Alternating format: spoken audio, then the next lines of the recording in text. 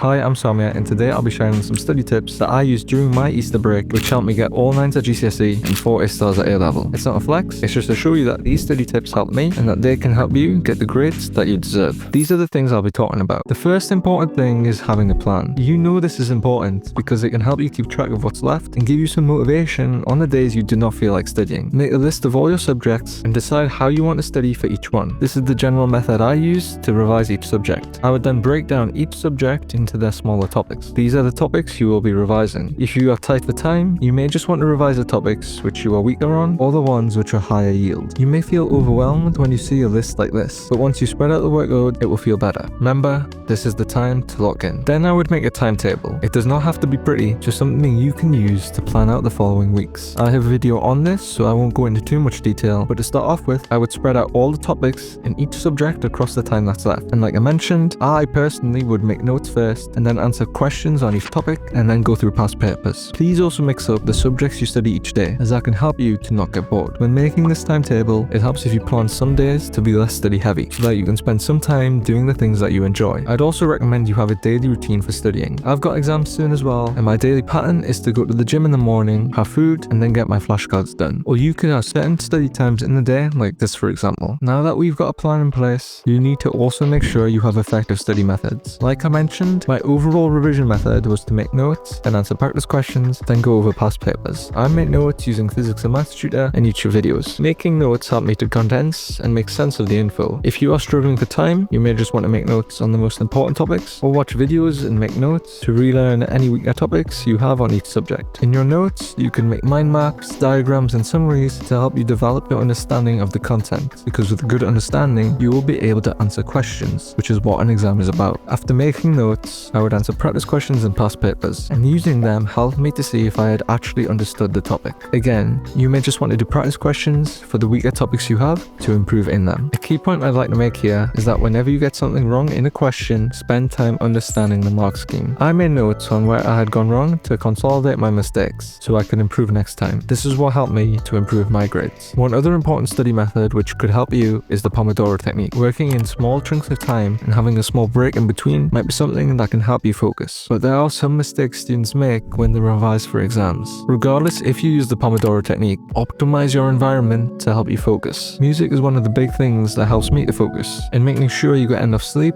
and keeping hydrated also helps. Another point I'd like to make about your environment is to have it ready the night before. Have a look at what subjects you've planned for tomorrow and have everything you need ready for it. And please tidy up your desk before you go to sleep. I'd rather see my desk ready like this instead of this. This will just make it that little bit harder to want to focus and get started on work. And coming back to the notes that I made, so many students just read over their notes to revise, but I hardly ever read over my notes. Even rewriting your notes is not that time effective. For some subjects I used to do that, but that was before I started using practice questions. Or instead of practice questions, you could use blurting, where you write all the information you've planned about a topic onto paper and then look at your notes to see what you have missed. Another mistake that students understandably make is not feeling like taking a break, because they feel like there is a lot still left to cover. But even just walking around the house or stepping outside for 5 minutes and getting some water can help refresh your mind. With breaks, you will be able to study more in the long run. And please, when it comes to practice questions, do not just skim over the mark scheme. This will not help you improve. Spend time understanding why the mark scheme is correct. If you can't make sense of the mark scheme, that's fine, just ask your teacher about it. And if you notice that you are getting a lot of questions wrong on the same topic, it will help if you spend some time revising the topic or answering more questions specific to that topic. Also, some students may be too fixed with a timetable. I like to think of a timetable as a spaced out checklist. If you feel like studying a different subject than the one you had planned, then just swap it with a different one on your timetable. Just be aware not to put off a particular subject too many times, because then you'll just end up cramming for that subject, and we know that cramming does not help mentally and physically most of the time. And the final mistake has to do with your health. Fair enough if you study better at night, but ensuring you get enough sleep will help with focus. You don't want to get through the first week of studying and just end up being exhausted. And maybe after the first week,